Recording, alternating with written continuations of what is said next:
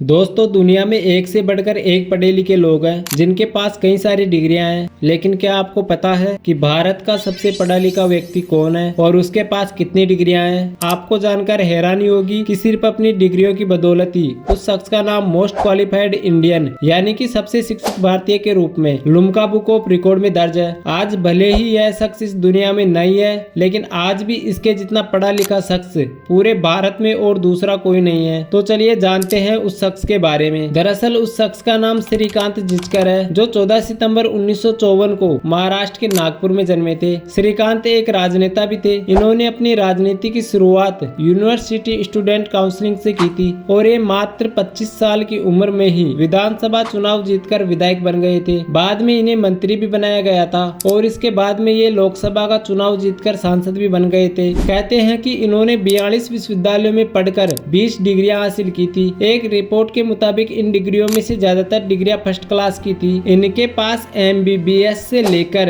LLB, MBA और journalism यानी कि पत्रकारिता तक की डिग्रियां थी। इन्होंने PhD भी की थी। इसके अलावा इन्होंने अलग अलग विषयों में कई बार MA किया था। श्रीकांत जिचकर ने भारत की सबसे कठिन माने जाने वाली UPSC की परीक्षा भी पास कर ली थी और IPS बन गए थे। हालांकि इन्होंने थोड़े दिनों बाद ही त्यागपत्र दे दिया था और इसके बाद फिर से दोबारा UPSC की परीक्षा देकर वह IAS भी बन गए थे। लेकिन 4 महीने नौकरी करने के बाद उन्होंने उस पद से भी त्यागपत्र दे दिया था और राजनीति में आ गए थे। कहते हैं कि श्रीकांत को पढ़ाई का इतना शौक था कि उन्होंने अपने घर में ही एक बड़ी सी लाइब्रेरी बना ली थी जिसमें 50,000 से अधिक किताबें थी। कहते हैं कि ऐसा कोई विषय नहीं था जिसका उन्हें ज्ञान न हो। लगभग वे हर विषय में माहिर थे। लेकिन मात्र 50 साल की उम्र में ही एक सड़क दुर्घटना में उनकी मौत हो गई थी। लेकिन अपनी डिग्रियों की बदौलत वह आज भी भारत के सबसे शिक्षित व्यक्ति कहे जाते हैं। तो दोस्तों, यह थी भारत के सबसे शिक्षित व्यक्ति के जीवन की कहानी। अगर आपको यह जानकारी पसंद आई हो तो इस वीडियो को लाइक करना